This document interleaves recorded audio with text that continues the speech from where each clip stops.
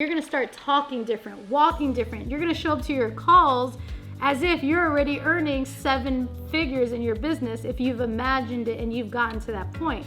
So do you think you come to the call with a little more confidence, right? Yeah. Most of the time people make their decisions based on someone else's confidence in themselves. Because if you feel confident in what it is that you're able to produce, right? Most likely you're going to be able to help that other person get to where they are because of your belief, right? Yeah, and these are the things that people might think are silly, they're stupid, they don't work, right? Why am I going to waste my time? Like, this is not what I need to be doing, but this is literally part of the work that will get those results. We've done it. Like, I remember in my garage, like literally just picturing getting so in that picture of where I saw that I would literally cry in gratitude because like I pictured myself like whatever I was doing, I was so in the moment, I was so feeling it.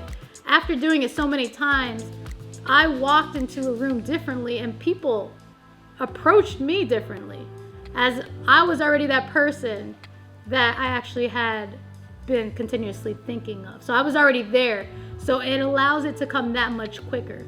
So literally this moment right here, right now, like we've already experienced it in the past.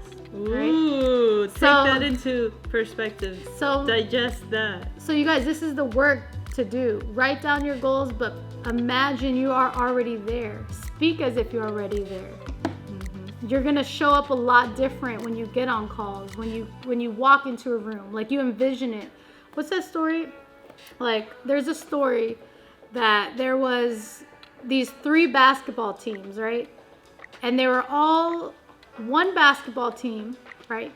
What they did is they imagined, each person on the team imagined all their shots going in. So they didn't physically shoot the ball on the court. They just were picturing it. And then there's one team that actually went out and went to go shoot, right? They were practicing because they had like a final competition, right?